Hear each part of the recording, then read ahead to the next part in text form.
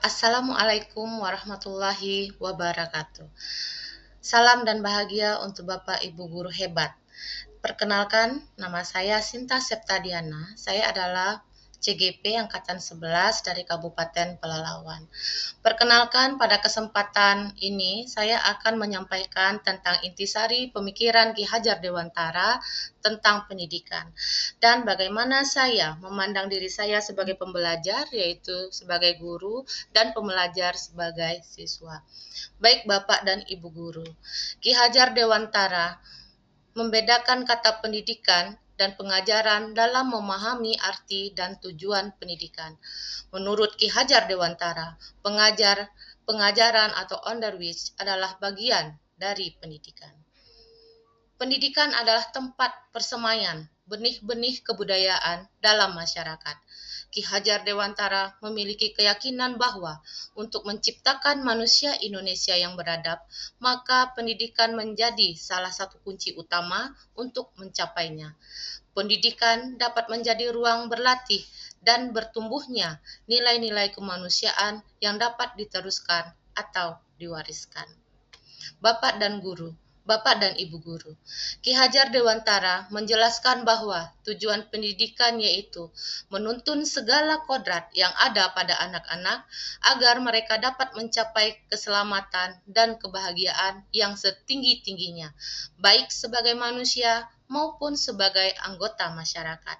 Oleh sebab itu, pendidik hanya dapat menuntun tumbuh atau hidupnya kekuatan kodrat yang ada pada anak-anak agar dapat memperbaiki lakunya, bukan dasarnya.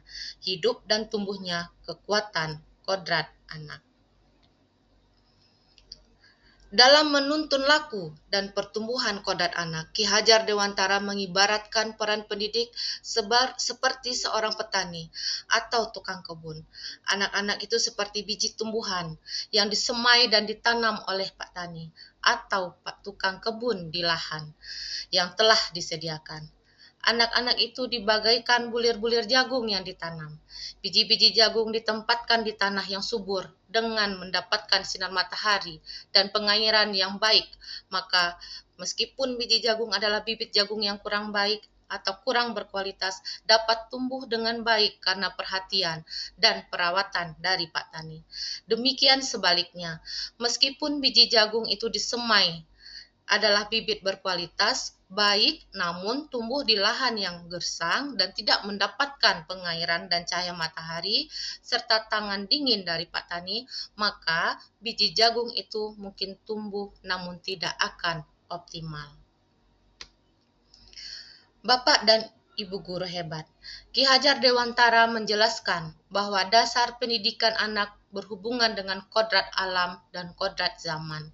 Kodrat alam berkaitan dengan sifat dan bentuk lingkungan di mana anak berada, sedangkan kodrat zaman berkaitan dengan isi dan irama. Ki Hajar Dewantara mengevaluasikan pendidikan terkait kodrat alam dan kodrat zaman sebagai berikut. Dalam melakukan pembaharuan yang terpadu, hendaknya selalu diingat bahwa segala kepentingan anak-anak didik, baik mengenai hidup diri pribadinya maupun hidup kemasyarakatannya, jangan sampai meninggalkan segala kepentingan yang berhubungan dengan kodrat keadaan, baik pada alam maupun pada zaman. Sementara itu, segala bentuk isi dan wirama, yakni cara mewujudkannya, hidup dan penghidupannya seperti demikian, hendaknya selalu disesuaikan dengan dasar-dasar dan asas-asas hidup kebangsaan yang bernilai dan tidak bertentangan dengan sifat-sifat kemanusiaan.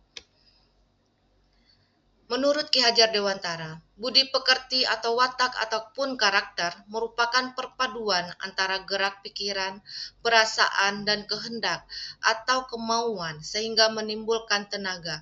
Budi pekerti juga dapat diartikan sebagai perpaduan antara cipta atau kognitif, karsa atau afektif sehingga menciptakan karya ataupun psikomotor. Budi pekerti merupakan keselarasan ataupun keseimbangan hidup antara cipta, rasa, karsa, dan karya.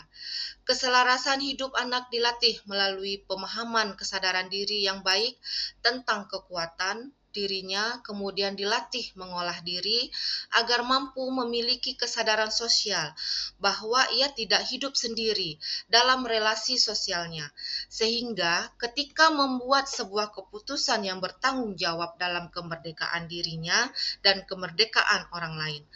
Budi pekerti melatih anak untuk memiliki kesadaran diri yang utuh untuk menjadi dirinya ataupun kemerdekaan diri dan kemerdekaan orang lain. Bapak dan Ibu guru hebat, sebagai seorang pembelajar ataupun saya sebagai seorang guru, pemikiran Ki Hajar Dewantara mengajarkan saya beberapa konsep yang relevan dengan peran saya di dalam proses pembelajaran. Yang pertama ada sistem Among.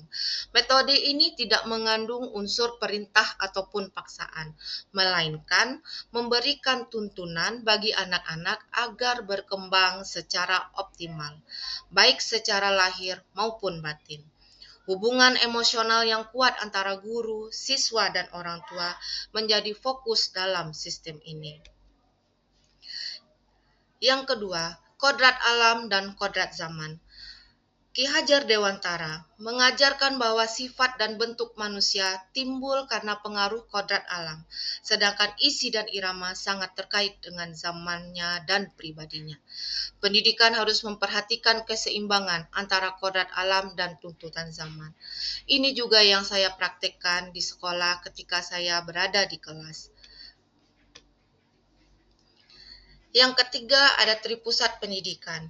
Ki Hajar Dewantara mengakui 3 pusat pendidikan yang saling berinteraksi, keluarga, sekolah, dan masyarakat. Semua 3 elemen ini berperan penting dalam membentuk karakter dan pengetahuan anak-anak. Berhamba pada anak.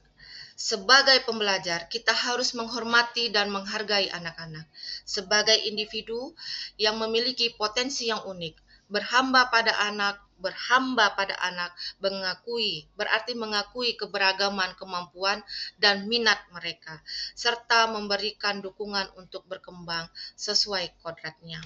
Bapak dan Ibu guru hebat, demikian pemaparan saya tentang apa-apa yang ada di dalam Ki Hajar Dewantara yang bisa kita terapkan sebagai kita seorang pembelajar ataupun sebagai guru.